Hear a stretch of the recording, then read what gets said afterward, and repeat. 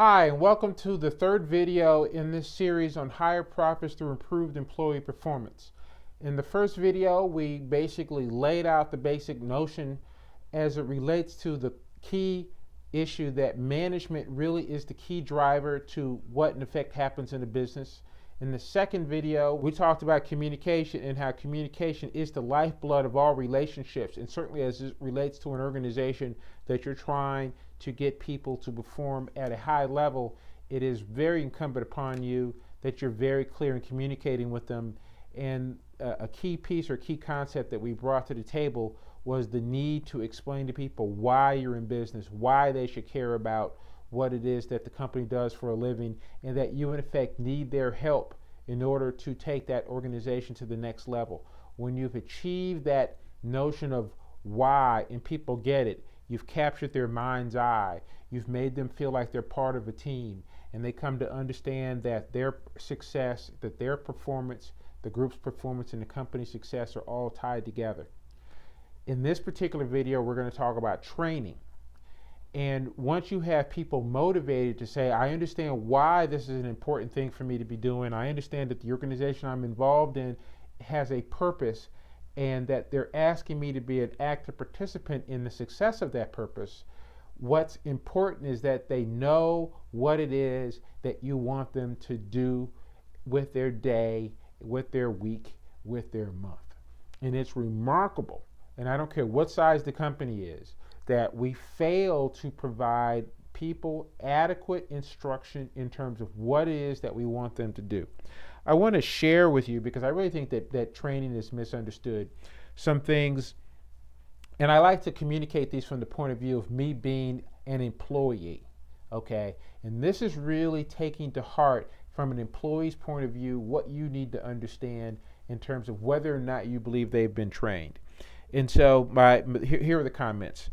Don't get mad at me. Again, I'm the employee. Don't get mad at me if any task is not done if I have not been fully trained to do that task. And we'll talk about what fully trained means. I have not been explicitly told that this is my task to do. Remarkable the number of times that people are not explicitly told to do something, but a manager comes along subsequently and is upset that they didn't do it. Oh, I didn't know that was my job. If whatever the task is has not been incorporated into my goals, people need to have very clear what it is that you're asking them to do. So it needs to be into their goals. And if they have not been regularly reviewed on those goals, these are really basic concepts that are frequently missed by companies. And I can already tell you there's somebody out there that says, I don't have time to do that, or we're not big enough for that sort of thing, goals, and I don't understand the value of doing those sorts of things. Well, the value in doing them is it's a little bit no different than leaving to go someplace without having clear sense of how you're going to go. A map, goals, and a review are very similar to laying out a process or a roadmap on what it is that a person needs to do on a regular basis.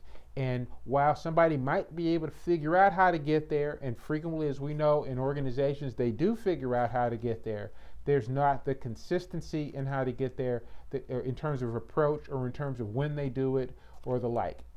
Another very big issue that frequently gets missed as it relates to training is to be able to have people understand what are the mission critical tasks that they need to do on a daily, weekly, or monthly basis versus the other things you're asking them to do.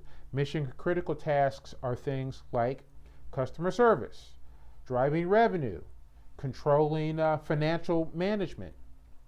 I was in a bank. I got to tell the story very quickly. I was in a bank recently, standing in a teller line. There were 4 or 5 tellers. They were all working. The line was out the door. And one of the tellers stopped. It was toward the end of the day. She stopped taking customers, and she went about collecting all of the garbage from all the other teller stations, because apparently at the end of the day, it was her responsibility to empty the trash cans. I don't know the basis of that, of why a teller would be doing that, but that was the situation. And she decided, given what time it was toward the end of the day, that she should stop handling customers to handle this other less important job. And I know a lot of people would say, how could she not understand what was really important? Well, because it was never defined and articulated for her. She knew it was a task that she was supposed to do, and so therefore, in her mind, she was committed to doing it.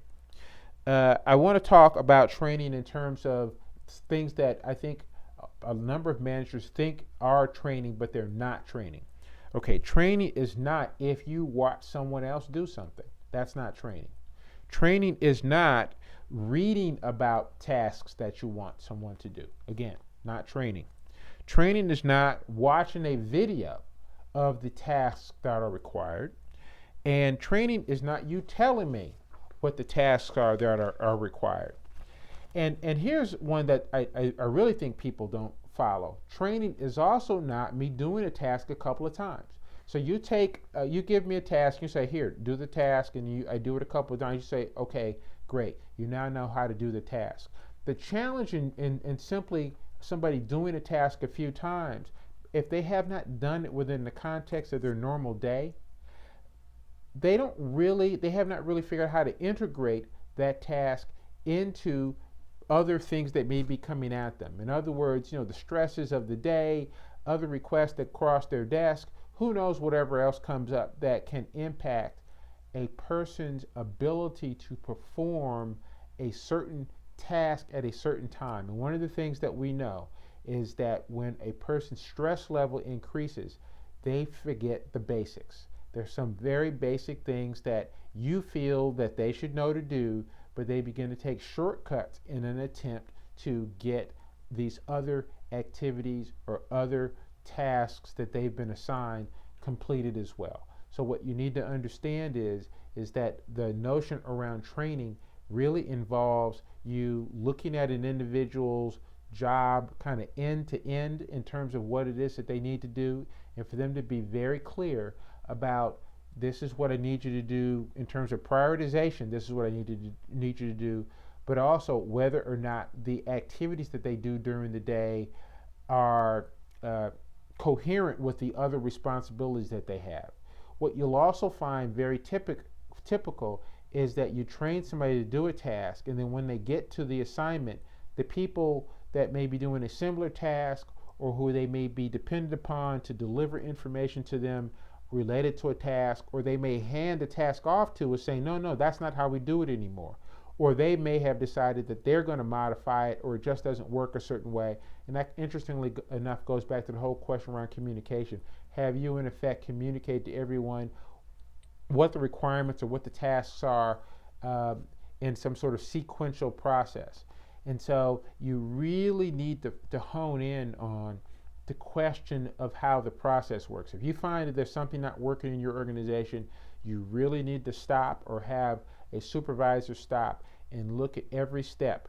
Are there pieces of the process that no one's responsible for? Are there pieces of the process that have changed and therefore you need to modify the training?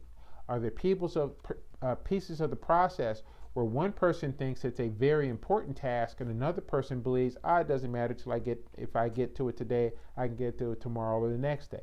All of those elements really impact whether or not, as a cohesive unit, the group is trained. So we talk individual training, we talk about it from a group point of view.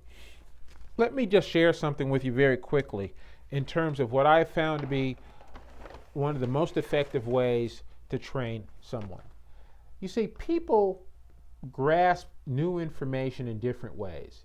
And even if it is a task that a person has done in the past, if you're modifying how it's being done, it's very important that they don't go back to doing it in a way that they're more comfortable or familiar with. Because again, that's what tends to happen, particularly when the activities or stresses of the day come down on someone. They tend to revert back to doing things either as a shortcut or something that they know even better. And this is what I call the see, do, teach method. If you want somebody to really understand and have integrated into their way of thinking how something works, is they need to see someone do it, then you need to ask them to do it, and then you need to ask them to teach someone else to do it. And whoever the supervisor is, ideally would either oversee this entire process or certainly be very available to address questions along the way. And it's this piece around teaching that really goes toward integrating the information that they've been taught. Because once someone else understands how to do it, that means that you have a higher level of understanding about it. I have one more comment about training that I think is very important. The major restaurant franchises have an approach that they require all franchisees to take as it relates to the look and feel of their restaurants, the taste of the food, and in order for them to achieve that, they bring about a very intense training process. It wouldn't be unusual for a restaurant chain, again, something that has multiple stores and all the stores look the same, the food tastes the same, for them to take the brand new staff that's going to run a new restaurant through several weeks of training. Several weeks of training. That training would be written. It would be actually doing the job. It would be, there'd be tests that would be required. And then it also wouldn't be unusual for that exact same staff to then go through a period of what typically happens with a soft opening, where people come in, maybe friends and family, or you open the doors but you don't advertise yet, to just give people an opportunity to go through the motions to in fact function appropriately. And a lot of this is not just them getting their individual responsibilities together, but being able to figure out how to do it on a team level. And I want you to know that after 2 or 3 weeks of intense training and a week or so of this soft opening where they're practicing the process of in effect delivering on the food, the value that they're offering, they still struggle for a period of time, and it could be longer than a period of time, to get that organization to gel. And that's because that's the nature, and that's because that is the nature and the dynamics around training. It requires time for people to integrate new processes. It takes time for them to understand that sequence A, B, C, D cannot be A, C, B, G. Okay? It needs to be ingrained in people. And it's not the sort of thing that you can show a person once and hope that they can do it. That's just the reality. It is one of the core opportunities that you have in your company today to make a difference, to make sure that your people have been well trained. I hope that the comments that we've offered here in this video have really hit home for a number of you. In the next video, we're going to be talking about creating a clear management process. We talked about communication, having people understand why you're in business. We've talked about training, making sure the person understands what their task is. Now you have to put an overlay of a management process that is very clear, that reinforces the communication message and reinforces the training. I look forward to talking to you more in the next video. Again, this is Darswell Rogers, RMC Strategies and Rogers Management Consultants.